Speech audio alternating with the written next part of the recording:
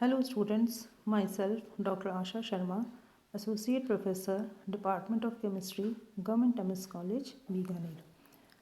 आज हम deviation from ideal behaviour के बारे में पढ़ेंगे। पिछले लेक्चर्स के अंदर हम लोगों ने गैस लॉस और derivation of kinetic gas equation के बारे में पढ़ा था। आज हम इसके आगे का जो टॉपिक है डेविएशन फ्रॉम आइडियल बिहेवियर यानी कि आदर्श व्यवहार से विचलन, इसके बारे में हम अध्ययन करेंगे। सबसे पहले हम देखेंगे deviation from Boyle's law, Boyle के नियम से विचलन। बॉयल के नियम के अनुसार दाब के सभी मानों एवं निश्चित दाब पर गैस के दाब तथा आयतन के गुणनफल PV का मान स्थित होना चाहिए। यदि PV तथा P के मानों के मध्य वक्र खींचा जाए तो दाब अक्ष के समानांतर एक सीधी रेखा प्राप्त होनी चाहिए। अब देखिए यहाँ पर, ये देखिए यहाँ ये जो डायग्राम है, ये देखिए ये जो ग्राफ है, ये ग्राफ आप देखिए अच्छी तरह से। इस ग्राफ में आपको देखिए दो तरह के हमें कर्व्स नज़र आ रहे हैं। ये जो कर्व्स हैं ये कर्व्स कहलाते हैं एमेगेट कर्व्स। एमेगेट कर्व्स क्यों कहलाते हैं ये? क्योंकि एमेगेट नाम के जो साइंटिस्ट थे उन्होंने इन कर्व्स के बारे में अध्ययन किया गया था, उनके द्वारा इसके अध्ययन किया गया था, इसलिए इनको हम एमेगेट कर्व्स कहते हैं। अब देखिए यहाँ पर आपको दिखाई दे रहे हैं दो तरह के ग्राफ दिख रहे हैं, और एक आपको ये दिख रहा है कि जो PV का जो मान है वो P के हर मान पर ये सीधी रेखा जो दिख रही है जिस पे लिखा हुआ है आइडियल गैस। इसका मतलब क्या है कि अगर गैस आदर्श गैस होगी तो क्या होगा कि हर P के मान पर PV का जो मान है वो क्या आना चाहिए? कांस्टेंट आना चाहिए। तो यही बॉयल का नियम है। तो अगर गैस इस तरह की होगी, अगर PV प्रोडक्ट जो है कांस्टेंट आएगा यानी कि स्ट्रेट लाइन आएगी, तो गैस कैसी होगी? आइडियल गैस होगी, आदर्श व्यवहार दर्शाएगी। लेकिन हम यहाँ क्या देख रहे हैं? यहाँ पे देखिए दो तरह के वक्र हमें दिख रहे हैं। एक वक्र तो कौन से हैं? जो जिसके अंदर की PV का मान पहले तो कम हो रहा है और फिर बढ़ रहा है, जैसे कि ये CH4 के अंदर देखिए आप, जो CH4 है और कार्बन मोनोऑक्साइड है, दोनों के केसेस के अंदर कार्बन मोनोऑक्साइड यानी कि जो CO है, इसके अंदर तो ये जो आपको दिख रहा है बैंगनी सा रंग का जो ग्राफ दिख रहा है, इसमें आपको दिख रहा है कि PV का मान थोड़ा सा पहले कम हुआ है और एक डिप जो है वो थोड़ी सी कम है। लेकिन जो मीथेन है, मीथेन के अंदर आप देखिए कि डिप जो है काफ़ी ज़्यादा है। पहले PV की जो वैल्यू है वो बहुत ही कम होती है, डिप आता है और उसके बाद में फिर अपने एकदम से तेज़ी से राइज होती है। जैसे प्रेशर बढ़ रहा है PV का मान बढ़ रहा है। और दो इस तरह के आपके ग्राफ हैं इसके अंदर देखिए, हाइड्रोजन और हीलियम का, जिसके अंदर की हर प्रेशर की वैल्यू पर PV का जो मान है वो बढ़ता जा रहा है। यानी कि यहाँ पर आप देखिए हमें दो तरह के व्यवहार के गैसेस दिख रही हैं। एक तो वो गैसेस हैं जिसके अंदर की पहले PV का मान कम होता है और फिर बढ़ता है, और कुछ ऐसी गैसेस हैं जिसके अंदर की PV का मान लगातार बढ़ रहा है। तो इसका मतलब क्या है कि ये दोनों प्रकार की जो गैसें हैं, चाहे वो मीथेन कार्बन मोनोऑक्साइड हो, चाहे हाइड्रोजन और हीलियम हो, ये दोनों ही चारों ही प्रकार की गैसेस आदर्श व्यवहार से विचलन प्रदर्शित कर रही हैं। तो इसका मतलब क्या है कि जो बॉयल्स लॉ है, बॉयल्स लॉ क्या कहता है हमारे को कि PV की जो वैल्यू है वो क्या आनी चाहिए? कांस्टेंट आनी चाहिए।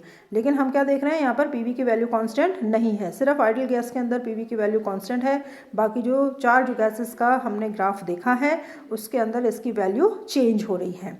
यानी कि ये जो है बॉयल्स लॉ से विचलन दर्शा रही हैं। अब हम देखते हैं कि जो ये विचलन है, डेविएशन फ्रॉम आइडियल बिहेवियर है, इसको समझाने के लिए कंप्रेसिबिलिटी फैक्टर Z का यूज़ किया गया था। तो जो Z है, Z क्या है? संपीड्यता गुणांक, इसके हम कहते हैं संपीड्यता गुणांक। जो संपीड्यता गुणांक है उसकी सहायता से हम गैसों के व्यवहार में जो विचलन होता है उसे हम समझा सकते हैं। अब आदर्श व्यवहार से दोनों प्रकार के विचलन को हम संपीड्यता गुणांक या कंप्रेसिबिलिटी फैक्टर Z के रूप में एक्सप्रेस करते हैं। तो जो Z है, Z क्या होता है? Z जो है बेसिकली ये एक रेशियो है जो कि है आदर्श गैस और रियल गैस के वॉल्यूम का, यानी कि V real upon V ideal, ये इसका रेशियो होता है। तो z की जो वैल्यू है, z का जो मान आता है, z होता है PV/nRT के बराबर होता है। इसके ऊपर न्यूमेरिकल आता है, तो अगर आपको न्यूमेरिकल पूछा जाता है तो आपको ये फॉर्मूला याद रखना है कि z = PV/nRT, और जो z की जो वैल्यू है वो 1 होती है आइडियल गैस के लिए। यानी कि अगर गैस आइडियल बिहेवियर शो करती है तो उसके लिए कंप्रेसिबिलिटी फैक्टर या संपीड़ितता गुणांक का मान कितना होगा, 1 होगा। तो z की वैल्यू अगर 1 है तो उससे हम ये निष्कर्ष निकालते हैं कि जो गैस है वो क्या प्रदर्शित कर रही है, आदर्श व्यवहार प्रदर्शित कर रही है। और अगर z के मान में अगर वृद्धि है, यानी कि 1 से वृद्धि है या 1 से कमी है, तो दोनों ही केसेस के अंदर जो गैस है वो क्या है, आदर्श व्यवहार से विचलन प्रदर्शित कर रही है। तो हम क्या करते हैं कि z की वैल्यू से हम डिसाइड कर सकते हैं कि गैस जो है वो आइडियल बिहेवियर से डेविएट हो रही है या नहीं हो रही है। तो z जो है कंप्रेसिबिलिटी फैक्टर है, एक तरह से मेजर है आइडियल गैस के बिहेवियर से डेविएशन का। तो अभी कैसे हम इसको देखते हैं कि आदर्श गैस के लिए, जैसा भी मैंने आपको बताया कि जो संपीड़ितता गुणांक है क्या है, उसी दाब तथा ताप पर एक गैस के वास्तविक आयतन प्रति मोल तथा आदर्श गैस के प्रति मोल आयतन का अनुपात है। अब आदर्श गैस के लिए संपीड़ितता गुणांक का मान कितना होता है, z = 1 होता है, और ये ताप और दाब पर निर्भर नहीं करता है। लेकिन रियल गैसेस के लिए z की जो वैल्यू है वो दोनों पर डिपेंड करती है, टेम्परेचर पे भी डिपेंड करती है और प्रेशर पे भी डिपेंड करती है। सिर्फ रियल गैसेस के लिए z की वैल्यू टेम्परेचर और प्रेशर पर डिपेंड नहीं करती है। तो जैसे जैसे जो कंप्रेसिबिलिटी फैक्टर के जो वैल्यू है 1 से डेविएशन, मतलब 1 से इंक्रीज या डिक्रीज, दोनों ही क्या है, इसका मेजर है डेविएशन का। तो स्थिर ताप पर जैसे कुछ गैसेस जो हैं, जैसे कि हाइड्रोजन है, नाइट्रोजन है, कार्बन डाइऑक्साइड है आदि के लिए संपीड़ितता गुणांक के में दाब के साथ में जो आपको ये जो परिवर्तन दिख रहा है, ये देखिए चित्र, देखिए यहाँ पर, ये देखिए चित्र, इस चित्र में देखिए आपको दिखा रखा है कि जब z का मान 1 है तो ये जो स्ट्रेट लाइन है ये क्या बता रही है कि गैस कैसा व्यवहार प्रदर्शित कर रही है, आइडियल गैस। अब देखिए ये जो CO2 है, CO2 के केस के अंदर आपको दिखाई दे रहा है z की वैल्यू क्या हो रही है, पहले कम हो रही है। तो जो हमने पहला जो ग्राफ देखा था, ये वाला जो ग्राफ हमने देखा था, ये वाला, ये देखिए इसके अंदर ये जो डिप आ रहा था, इस डिप को हम इस कंप्रेसिबिलिटी फैक्टर की सहायता से एक्सप्लेन कर सकते हैं। कैसे एक्सप्लेन कर सकते हैं कि देखिए जो z की जो वैल्यू है वो क्या हो रही है, 1 से कम हो रही है, पहले 1 से कम हो रही है, और तो क्या हो रहा है, ये डिप दिखाई दे रहा है हमारे को, है ना, कर्व जो है पहले नीचे की तरफ गया, z की वैल्यू यानी कि 1 से कम हुई, और फिर प्रेशर बढ़ा तो z की वैल्यू भी बढ़ गई है। तो यहाँ पे देखिए, यहाँ पे आपको 2 तरह के ग्राफ नज़र आ रहे हैं, जैसे हमने पिछले वाले केस में देखा था, ठीक वैसे ही यहाँ पे दिख रहा है आपको कि 2 गैसेस के अंदर तो आपको दिख रहा है एक डिप दिख रहा है, यानी कि z का मान पहले 1 से कम हुआ और फिर बढ़ा है। और हाइड्रोजन के केस में हम देख रहे हैं कि जो z का मान है वो लगातार बढ़ता जा रहा है, 1 से ज़्यादा है। तो ये देखिए, ये कंक्लूजन हम निकाल सकते हैं कि अगर z की वैल्यू यानी कि जो कंप्रेसिबिलिटी फैक्टर या संपीड़ितता गुणांक का मान अगर 1 है तो गैस का व्यवहार आदर्श व्यवहार होगा, that gas will exhibit ideal behaviour.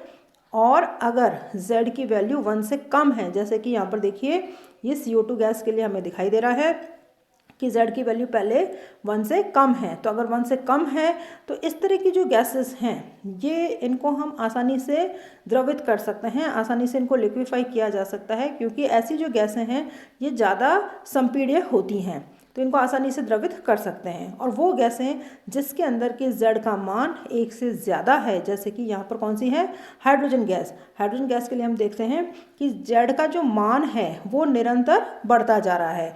तो इस तरह की जो गैसें हैं, जो हाइड्रोजन की तरह गैसें हैं जिनके अंदर की z का मान 1 से ज़्यादा है, उनकी संपीड़ितता कम होती है और उनका द्रवण भी मुश्किल होता है।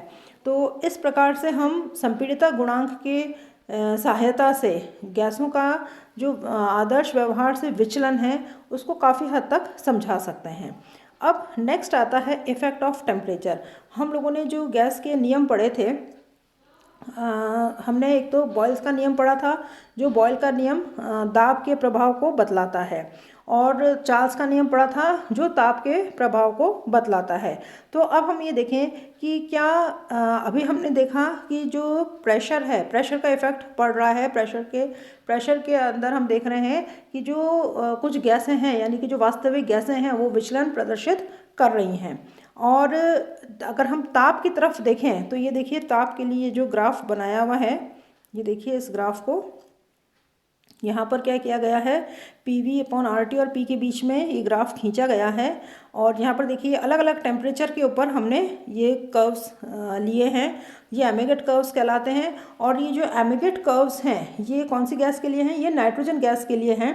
तो ये एमिगेट कर्व नाइट्रोजन गैस के लिए हैं, जो कि बताते हैं कि टेम्परेचर अगर बढ़ता है तो क्या होगा, टेम्परेचर के बढ़ने पर वक्र के ये जो डिप आ रहा है, अवनमन आ रहा है, इसमें कमी आती है। और ये जो वक्र है ये आप देखिए, ये आइडियल गैस की तरफ खिसकता जा रहा है। जैसे देखिए आप, ये 200 केल्विन पर तो देखिए डिप बहुत ज़्यादा है। जैसे टेम्परेचर बढ़ा 500 केल्विन तो जो डिप है वो थोड़ा सा ऊपर हो गया। और 1000 केल्विन पर हम ये देख रहे हैं कि ये लगभग, ये जो आइडियल गैस का जो एक्सिस है, या हम ये कहें कि जो प्रेशर के एक्सिस के ये समानुपाती, ये पैरेलल चल रहा है। यानी कि हम ये कह सकते हैं कि जैसे जैसे टेम्परेचर बढ़ता है गैस आदर्श व्यवहार की तरफ उसका व्यवहार जो है वो शिफ्ट होता जाता है। तो हम ये कह सकते हैं कि ताप में वृद्धि से गैस का आदर्श व्यवहार से विचलन कम होता जाता है, तथा एक विशेष ताप पर ये जो डिप है, नमन बिंदु जो है, ये PV एक्सिस पर पहुंच जाता है, अर्थात गैस जो है आदर्श व्यवहार की ओर अग्रसर होती है। यद्यपि ये व्यवहार दाब के थोड़े से अंतराल के लिए होता है, लेकिन इस दाब के अंतराल में गैस जो है निश्चित रूप से निश्चित ताप पर आदर्श गैस की तरह व्यवहार करती है।